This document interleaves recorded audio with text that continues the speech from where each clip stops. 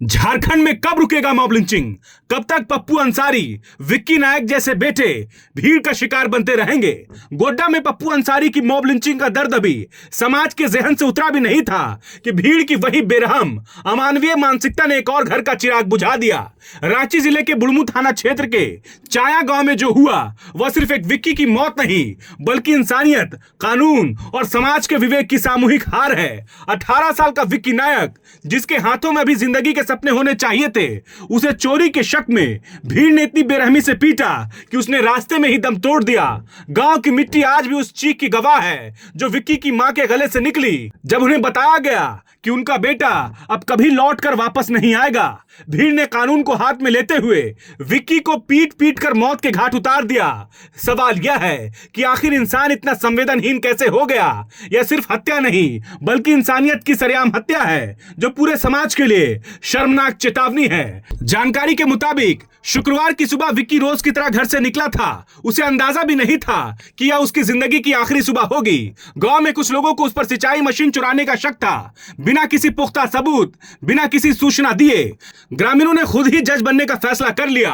विक्की और उसके साथी विवेक मुंडा को पकड़कर गांव की बैठक में लाया गया। वहां सवाल जवाब नहीं बल्कि डर और दबाव का माहौल था। विक्की से जबरन जुर्म कबूल कराने की कोशिश की गई लेकिन उसने खुद को बेगुनाह बताया। यही बात कुछ लोगों को इतनी नागवार गुजरी कि लाठी डंडे चलाने लगे, लात घूंसे बरसाने लगे और देखते देखते एक नौजवान जमीन पर लहूलुहान पड़ा तड़पता रहा। गंभीर हालत में परिजन उसे बुढ़मू सीएचसी लेकर पहुंचे। मां भुटकी देवी को उम्मीद थी कि डॉक्टर उनके बेटों को बचा लेंगे। वहां से रिम्स रेफर किया गया लेकिन किस्मत को कुछ और ही मंजूर था।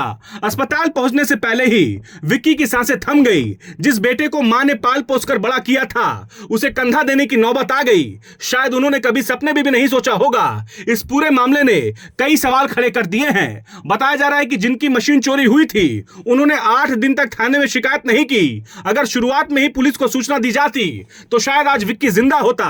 लेकिन गांव में यह सोच हावी हो गई है कि कानून से पहले गांव का फैसला होगा। यही सोच एक परिवार की खुशियां निगल गई। मृतक की मां का कहना है कि एक दिन पहले पंचायत समिति सदस्य के प्रतिनिधि कामेश्वर यादव उनके घर आए थे और विक्की पर चोरी का आरोप लगाया था। उन्होंने कहा था कि सुबह बैठक में सच कबूल करना होगा। अगली सुबह विक्की को तालाब से जबरन ले जाया गया और वहीं उसकी पिटाई शुरू हो गई। मां आज भी खुद को कोस रही है कि काश उनका बेटा उस दिन घर से बाहर ना जाता। घटना की सूचना मिलने के बाद बुढ़मू पुलिस मौके पर पहुंची और त्वरित कार्रवाई करते हुए मुख्य आरोपी सहित 4 लोगों को गिरफ्तार कर लिया है। 7 नामजद और कई अज्ञात लोगों के खिलाफ हत्या का मामला दर्ज कराया गया है।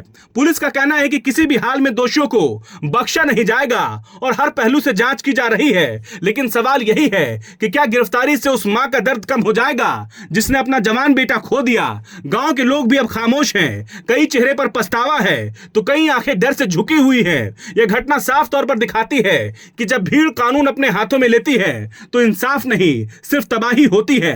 विक्की नायक की मौत एक चेतावनी है। यह याद दिलाती है कि शक के आधार पर सजा देने का हक किसी को नहीं है। कानून से बड़ा कोई नहीं होता। अगर समाज ने इससे सबक नहीं लिया तो न जाने कितने और विक्की इस भीड़ तंत्र की भेंट चढ़ते रहेंगे।